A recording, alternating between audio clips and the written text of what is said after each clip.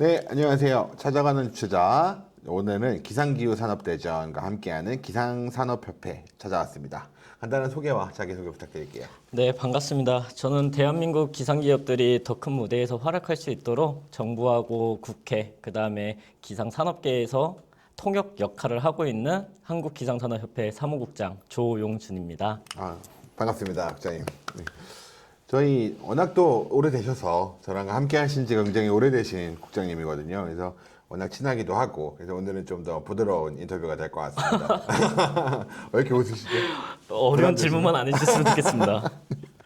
네, 저희 이제 협회에서 방금 통역사라고 해주셨는데, 그 부분이 좀 제 생각에는 협회의 어떤 역할을 잘 표현해 주신 것 같아요. 그게 뭐 구체적으로 좀 간단하게 어떤 의미인지 좀 설명해 주실 수 있으실까요? 이거 말씀하세요. 네, 생각 정리해서 말씀드리겠습니다. 너무 오래 하시면. 네, 저희가 정부에서 활동하시는 그 공무원 그 신분이 되어 본 적도 없고, 네. 그다음에 반대로 공직에 계신 분들도 기업에서 활동해 보신 분이 손에 꼽지 않습니까? 꼽죠. 예, 그러다 보니까 서로 입장 차이가 있어서 저희 한국기상산업협회에서 그런 역할을 서로 상대방의 입장을 이해하고 어떤 부분을 풀어야 되는지 협상을 도와드리는 역할을 저희 쪽에서 하고 있습니다. 그죠. 사실 기상 산업이라는 게 굉장히 공공의 영역이 클 수밖에 없는 이제 산업의 이제 분야이기 때문에 민간 기업에서 이제 가지고 있는 다양한 산업계에 적용할 수 있는 아이디어들을 좀 더 이제 공공적으로 어떻게 적용이 되고 좀 더 나은 대한민국을 만드는데 기여하시는 거라고 이해하면 될 것 같습니다. 이 부분은 대표님도 많이 도와주시지 않으시나요? 그 박람회 산업대전 해주시면서 기상기술 많은 이제 것들 그 마지막 질문이거든요. 알겠습니다. 마지막 질문이라서. 네, 그렇고 저희 사실 기상 산업이라는 게 네. 굉장히 많은 분들은 이제 좀 생소하실 거예요. 특히 저 같은 경우에는 다양한 산업계 행사를 하고 그래서 다양한 밸류체인을 좀 공부하려고 하는데 기상 산업에 속해 계신 기업분들이 굉장히 좋은 솔루션이 있음에도 뭐 이거를 수요할 수 있는 수요로 하는 산업군에서는 굉장히 자세히 어떤 기술들이 있는지 굉장히 좀 모르는 경우가 굉장히 많습니다. 그렇죠, 예, 맞습니다. 그래서 뭐 예를 들면은 건설 현장에서는 국지 기상 정보가 굉장히 공기와 엄청나게 영향을 미치고 콘크리트 타설할 때 비 오면 다시 해야 됩니다. 그럼요, 예. 네, 이제 그런 부분이라든지 엄청 중요한 부분인데 그 부분이 최근에 스마트 건설 시스템으로 많이 들어가고 있지만 사실 지금은 그 SI 업체 분들께서는 기상청 데이터를 그대로 가져오시는 게 사실 주거든요. 그래서 그 부분에서 제 생각에는 이제 협회 회원사분들이 기여해 주실 부분이 많으실 텐데 뭐 기상청 정보를 그대로 갖다 쓰는 것보다 훨씬 좋은 장점이 있다면 어떤 게 있을까요? 아무래도 정확도죠. 그 분석을 할 수 있는 기술을 갖고 있는 사람들이 모여서 그 관측되어 있는 원시 자료를 가지고 여러 가지 기술을 통합을 해서 더 정확한 예측 정보를 전달을 드렸을 때 오히려 경제적 효과가 더 많이 발생한다는 거죠. 예시를 들어서 아까 그 콘크리트 타설 쪽에서 말씀을 좀 해주셨는데 갑작스럽게 여름에 폭우가 내렸을 네. 경우에 최근엔 굉장히 많은 일이 네, 많이 맞습니다. 일어나죠. 예, 네. 그 건물 강도 영향도 많이 끼치지만은 근로자들이 또 쉬게 되고 그거에 따라서 이제 공사 기간이 이제 또 지연이 되고 그러다 보면은 건설 회사 입장에서는 경제적 손실이 네, 좀 엄청 큽니다. 어마어마하거든요. 네. 그래서 그런 부분을 이제 기상 기업들이 그 국소적으로 맞추면 그 포인트 지역에 대해서 일기 기상 예보를 해준다면은 그거를 참고해서 예, 그 공사 기간 이제 계획하는 데 도움이 많이 된다는 거죠. 어느 정도로 혹시 뭐 기업마다 다르겠지만은 비용 말씀하신 건가요? 아니요 정확도라든지 뭐 시간적인 측면에서 일반 기상청 정보를 사용하는 것보다는 한 수치적으로 대략적으로 말씀해 주신다면 정확도와 속도 네. 기상청에 지금 말씀드렸는데 좀 집중 좀 해주세요. 그 기상청에서도 지금 우리 그 전 세계 국가에서도 선진국으로 되어 있고요. 네, 예보율도 네. 높지만은 포인트는 요걸 보셔야 될 것 같아요. 지금 그 만약에 국소지방에 네, 맞습니다. 그 건설 현장이 지금 저희 회사, 협회 위치로 따졌을 때 경기대로 47 지번에 있는 곳인데 이 한 포인트에 대해서 예보를 기상청에서는 하기가 많이 좀 어렵죠. 맞습니다. 예. 당연하죠. 이제 공공에서는 맞습니다. 예. 권역별로 해야 되는 게 맞으니까. 그래서 이제 수요자 입장에서 만약에 저희한테 만약에 의뢰를 하시면은 여기에 맞춤형으로 이제 기상 예보사와 이제 테크니컬 기술 갖고 있으신 분들이 붙어서 전문적으로 해드린다라고 이해해 주시면 되실 것 같습니다. 예, 진짜 좋은 기술이에요. 저는 사실 많이 공부를 하니까요. 생각보다 굉장히 높고요. 5분 이내에도 가능합니다. 갑작스러운 기후 변화에도 이제 자동으로 관측 데이터 예측을 통해서 이게 국소지방에 대한 예보를 많이 해주시더라고요. 최근에는 우리나라도 기후 변화가 심해지면서 길 건너는 비가 안 오고 여기는 비가 오고 굉장히 많이 이런 경우도 많이 있는데 사실 기상 기술은 이런 부분에서도 많이 조금 활용될 수 있을 것 같습니다. 두 번째로 이제 기상 기술이라는 게 방금 말씀하셨던 예측 분야 말고도 다양한 분야가 있을 것 같은데 또 어떤 분야가 있을까요? 크게 지금 법적으로는 네 가지 업종으로 나눠져 있고요. 기상 장비업, 예보업, 컨설팅업, 감정업 이렇게 네 가지가 있습니다. 요거를 조금 더 그 시청자분들께서 이제 저희 전문가라고 말씀을 드려야 될지 모르겠는데 일반인 수준에서 말씀드리면은 기상 장비업은 현재 기상 관측 자료를 생산하는 것. 네, 시라고- 기상의 정보를 관측하는 거, 네, 수집하는 관측해서 곳. 데이터를 네. 만드는 작업이라고 네. 생각을 해주시면 되시고요. 이분들이 없으면 뒤에 예보도 없습니다. 네, 네. 그래서 여기가 이제 시초이고 이걸 현 시점에서 이제 미래로 봤었을 때에 예측을 하는 것이 이제 기상 예보입니다. 예보. 네. 반대로 우리가 일반 국민들이 체감하기에는 기상 예보를 더 많이 아시는데 반대로 과거 날씨도 추측을 할 수가 있습니다. 네네네. 그게 바로 이제 기상 감정업인데 감정업 같은 경우에는 제가 만약에 농부인데 농업을 종사를 하고 있는데 서리 피해를 입었어요. 네네. 근데 이걸 가지고서 이제 그 보험금을 청구하려고 했었을 때 증빙을 할 주택 수가 사유 판단 없습니다. 여부에 예. 다만 있겠네요. 이제 보험회사에서는 어떤 근거로다가 판단하냐면은 그 지역에 있는 기상 관측소의 네. 관측 자료를 보고 판단을 합니다. 네. 그리고 그것도 마찬가지로 고지역은 아니니까. 맞습니다. 네. 그래서 무슨 문제가 있냐면은 실질적으로 거리가 떨어져 있는데 네. 그 기상 관측소에서는 서리가 안 내렸다고 관측이 되어 있는 반면에 현지 실제로 내렸고. 나의 농지에서는 내렸다. 그랬을 때 보험 회사에서는 보험금을 이제 지급을 못 해주죠. 네. 네. 이건 제가 생각하지 못했던 분야인데, 뭐, 농업뿐만이 아니라 건설업도 그렇고, 중공업도 그렇고, 다양한 분야에서, 같은 논리로서 사용할 맞습니다. 수 있을 것 예. 같습니다. 네. 그래서 금융 쪽으로도 활용이 가능하다. 가능한 분야다. 네. 최근에는 뭐 작년이죠. 유럽에서는 이제 기후 공시가 의무화가 됐죠. 우리나라도 차차 진행되고 있는데 그 부분에서도 이제 자국 공정에 관련된 기상 데이터 그리고 환경 오염 데이터들을 측정하는 게 굉장히 또 중요한 부분이라 기상 산업분들의 중요성이 날로 커지고 있는 것 같습니다. 이제 모두가 알잖아요. 기후 변화, 기후 대응, 뭐 기후가 변화해서 엄청 준비를 열심히 해야 된다. 뭐 이런 부분 되게 많이 있는데 사실 이제 정확한 개념이 아니어가지고 그 부분을 기상 기술들을 이제 국지성으로 내가 원하는 나만을 위한 기상 정보와 기상 기록 그리고 그걸 맞춤형. 감정할 수 있다 맞춤형으로 그리고 공공재에서 사용하는 거는 당연히 범용적으로 쓸 수 있는 예보와 예측 데이터들이 있겠지만 이제 민간 기업과 함께 한다면 나만을 위한 이제 커스텀된 기상 정보를 관측하고 예측하고 활용할 수 있다. 이것이 가장 큰 장점이다. 이렇게 좀 정리할 수 있을 것 같습니다. 한 가지 더 말씀드리자면 아까 네 가지 업종이라고 했는데 컨설팅 업종에 대해서 말씀을 네. 못 드렸지 않습니까? 그 장비업, 예보업, 그다음에 감정업 요 세 개를 통틀었었을 때 누군가한테 이제 컨설팅을 해줄 수 있는 게 컨설팅업입니다. 예시로 만약에 편의점에 이제 저희가 그 발주를 넣고 이제 물품을 받지 않습니까? 네. 근데 만약에 잠시 후에 이제 소나기가 올 것 같다라는 거를 이제 전국에 있는 편의점의 포스기에다가 안내를 해주면은 네. 그분들은 이제 우산을 재고 창고에 있었던 거를 미리 꺼내놔서 네네네. 오히려 이제 판매할 때 수익을 늘린다든지 할 수 있는 게 이제 기상 컨설팅업이다라고 생각을 해주시면 되십니다.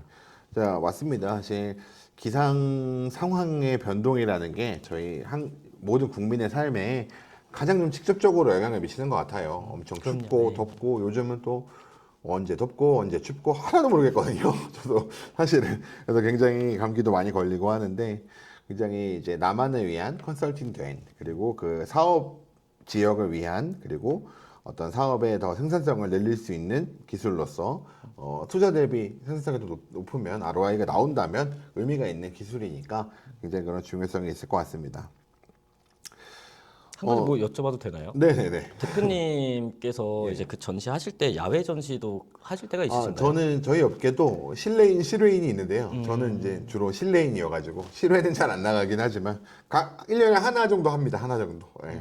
그거는 뭐 이벤트 같은 거는 하는데 저는 주로 안쪽에 있습니다. 예. 그래서 그러면은 그 야외인이라고 네. 말씀해주신 실외인 네. 그분들께 기상 기업에서 예보를 좀 받으셔가지고 네네. 비 안 오는 날에 전시하시는데 도움 좀 받으셔라고 네. 좀. 안 그래도 그 지난해 저희가 이동식 AWS, 그러니까 오토 웨더 시스템인가요? 그 이동형 기상 관측기기 기업을 알게 돼가지고 그 축제 하시는 저희 지인이 이런 거 제가 기상 기업 산업부장 하는 거 아니까 혹시 아는 데 있냐고 그래서 소개시켜드렸어요.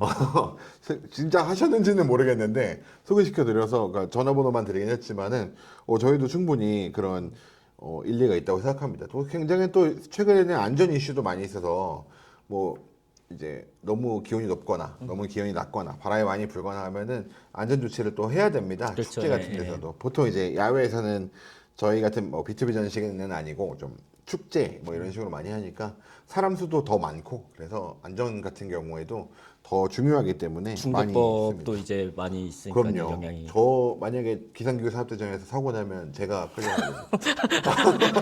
그래서 대표님께서 많은 역할을 해주시고 계신다고 저는 항상 느끼고 있습니다. 저 정말 안전 철저하게 합니다. 저도 배니 출신이라 네. 네, 규칙을 잘 지키는 편입니다. 네. 대표님 만약에 그 이동형 AWS 아까 말씀해주셨는데 네네. 뭐 회원사셨어요. 예. 회원사셨어요.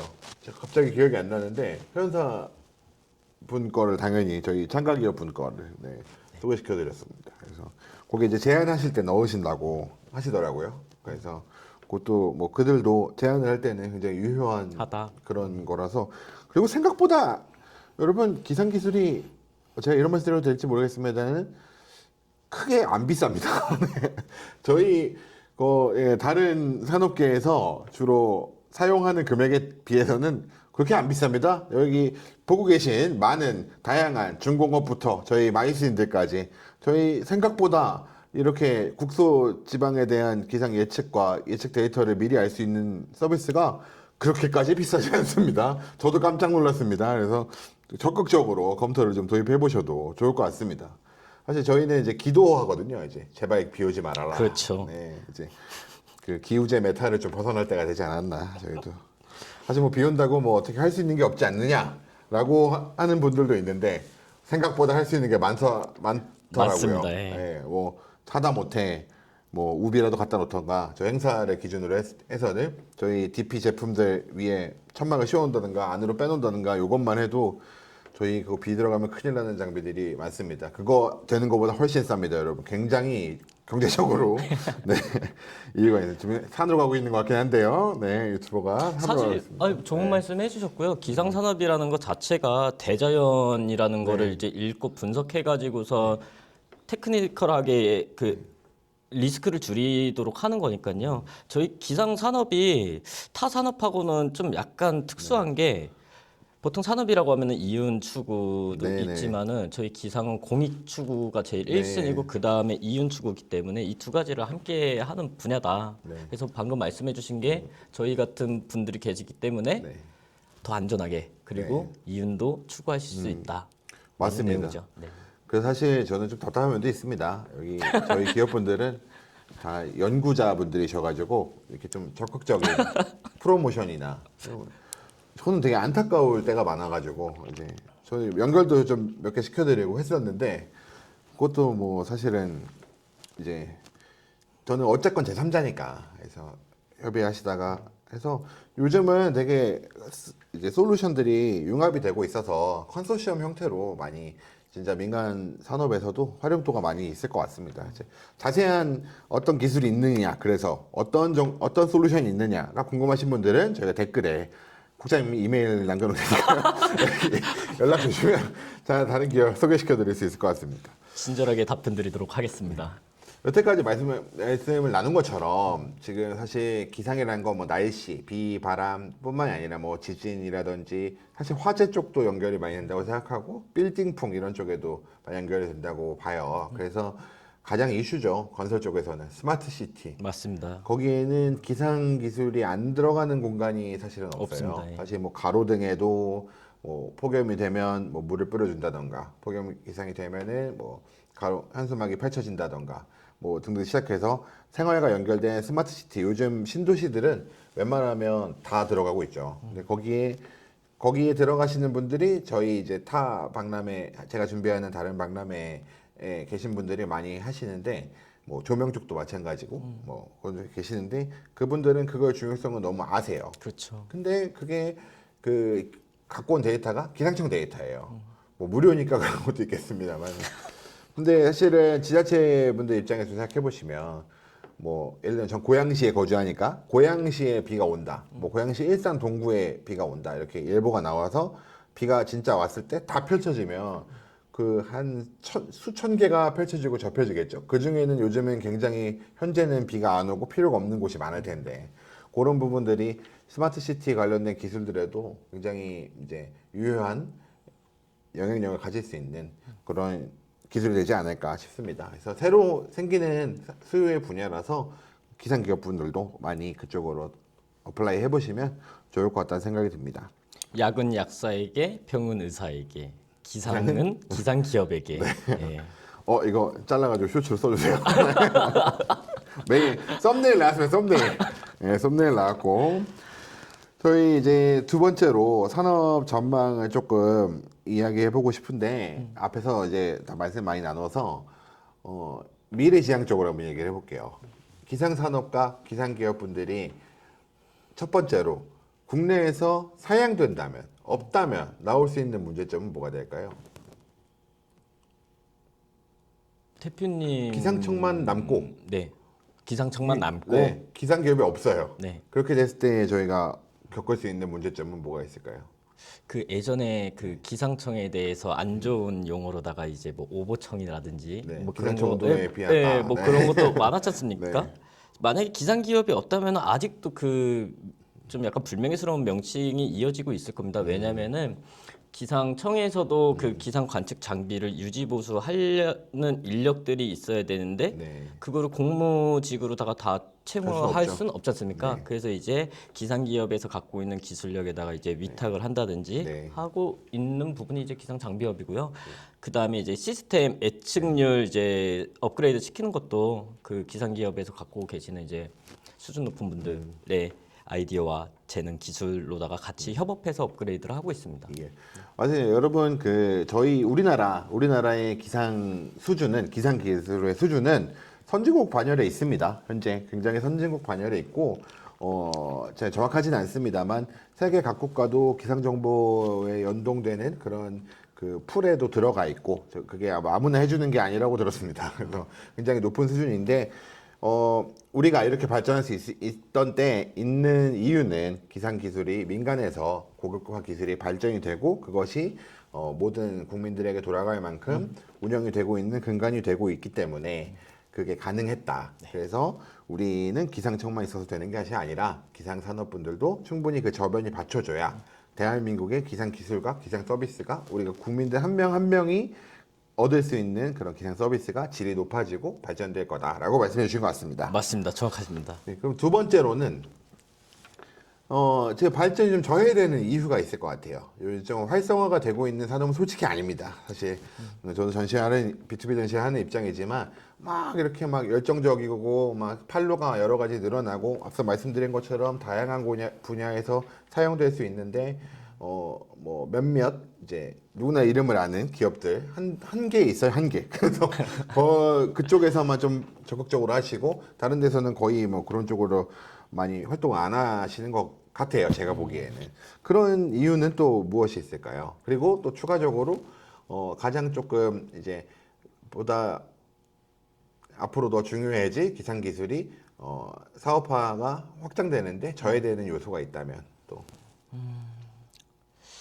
아무래도 기상 예보를 기상청에서 대국민들에게 무료로다가 전달을 하지 않습니까? 공공재 정보가 있어서. 예, 그게 기상법이 이제 기상청의 이제 전신인데요. 그 기상법에 따르면 이제 국민들 안전을 네. 위해서 무조건적으로다가 이제 예보를 해주는 거는 네. 저는 그건 이제, 당연하죠. 예, 그거는 네, 맞. 국민의 네. 권리입니다. 네. 근데 그러다 보니까 약간 양면의 칼날처럼 이제 기상 산업이 저해되는 발전이 저해되는 요소로도 작용을 하고 있는 건 맞죠.